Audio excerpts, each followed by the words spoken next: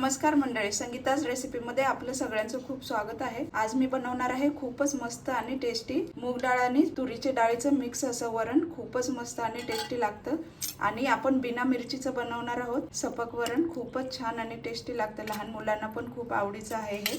चला तर मग सुरुवात करूया मस्त रेसिपीला। तर हे पहा, तूर डाळ आणि मूग डाळ मी अशी मिक्स करून घेतली।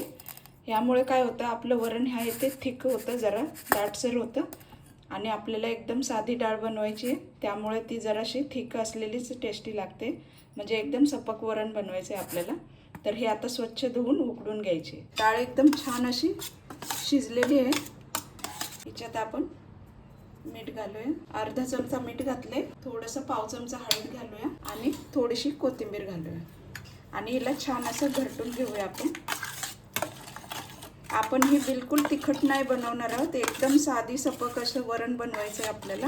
लहान मुलांना वगैरे खूपच आवडीने हे खातात, वरण भात मस्त।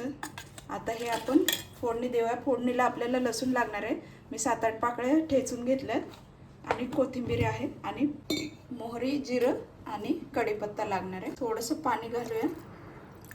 आपल्याला जास्त पातळ नाही करायचं आहे, कारण आपण हे सपक वरण बनवतो म्हणून जरासं थिकच बनवायचे।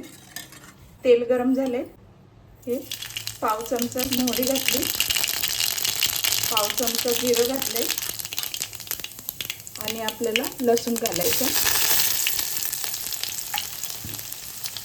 लसूण आपला छान असा खरपूस झाला की त्यात कढीपत्ता घालूया। फक्त लसणाच्या फोडणीचंच वरण खूप छान टेस्टी लागतं, तुम्ही नक्कीच हे बनवून बघा। आता हे पहा, त्याच्यात कढीपत्ता घालूया,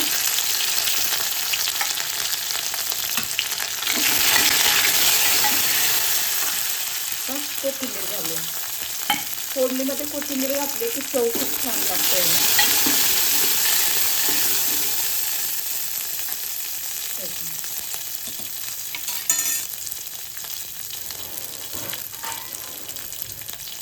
आता काय करायचं आहे, आपल्याला जेव्हा आपण डाळ घालू त्याच्यामध्ये फोडणीमध्ये, तर लगेच आपल्याला झाकण ठेवायचं, म्हणजे याचा सुगंध फोडणीचा बाहेर नाही जाणार। हे पहा असं।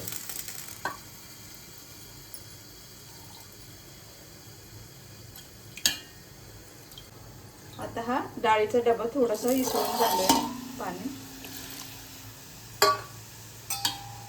पहा किती छान आणि खूप मस्त सुगंध येऊ लागला, खूपच छान। असं बिना मिरचीचं वरण नक्कीच तुम्ही बनवा, सपक वरण खूपच छान लागतं, टेस्टी। हे भातासोबतही, चपातीसोबतही, कशासोबतही तुम्ही खाऊ शकता, मस्तच। तर तुम्हाला ही वरण रेसिपी कशी वाटली, आवडली असेल तर नक्कीच लाईक करा, कमेंट करा, शेअर करा आणि सबस्क्राईब करायला विसरू नका। चला तर मग भेटूया पुढील रेसिपीमध्ये। थँक्यू। आता ह्याला आपल्याला थोडासा कढी येऊ द्यायचा आहे आणि गॅस बंद करायचा आहे।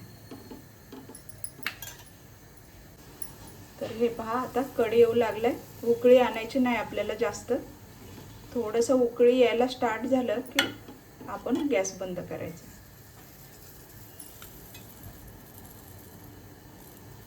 तर उकळी यायला थोडीशी सुरुवात झाली, आता आपण गॅस बंद करूया। छान कढ आलाय।